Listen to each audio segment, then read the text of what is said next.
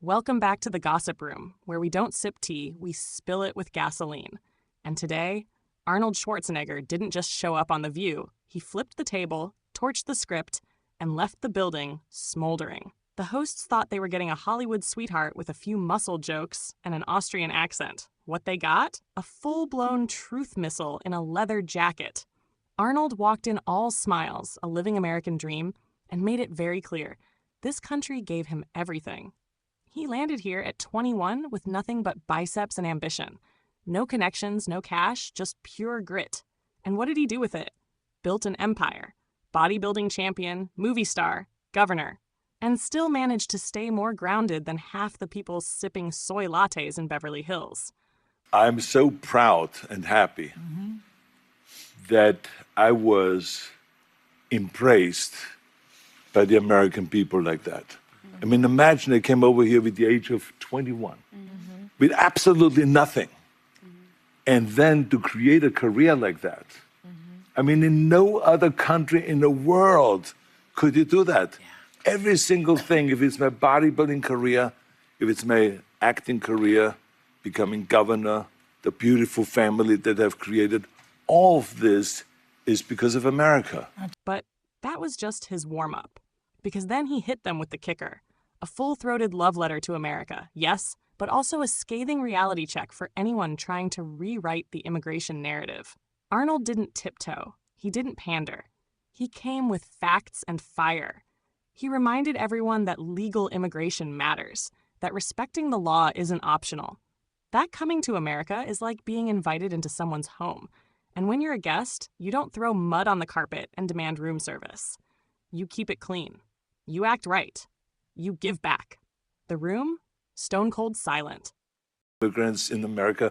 But the key thing also is at the same time that we got to do things legal. That is the important thing, you know. So you got to do things legal. And those people that are doing illegal things in America and that are foreigners, they are not smart.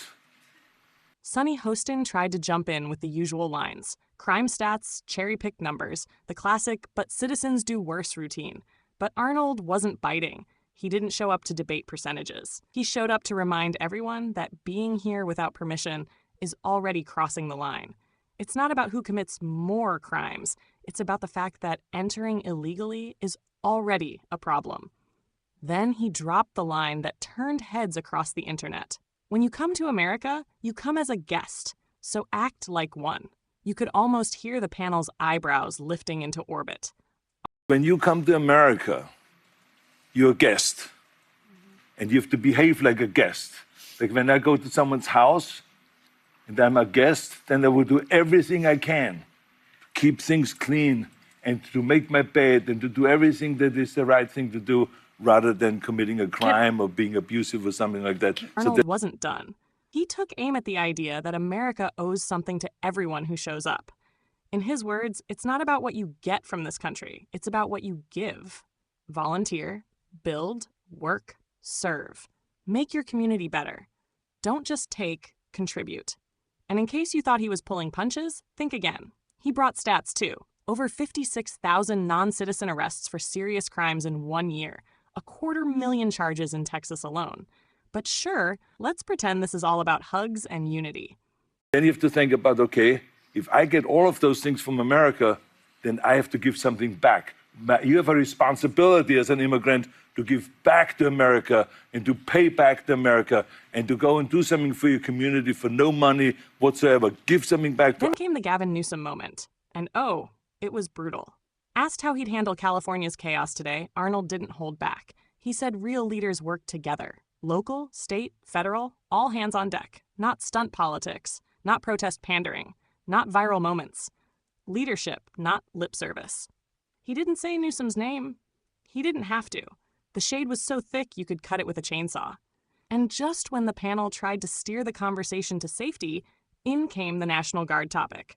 Arnold, cool as ever, explained how during his time as governor, he worked with the federal government, even under Bush, to handle crises. Why? Because that's what adults do.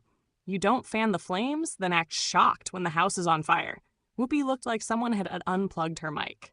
The producers behind the scenes were probably searching for the emergency exit button. And then As if we needed more, we pivot to Ilhan Omar.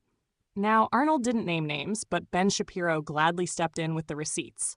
While Arnold preaches gratitude, Omar gets camera time just to bash the very country that gave her a platform, protection, and a political career. If America's so terrible, how did it launch her to Congress? Arnold's message couldn't have been clearer. Loving this country and respecting its laws isn't radical. It's basic. It's the bare minimum. And if you're not willing to do that, maybe you're not here for the right reasons. Because real immigrants build. They rise. They respect.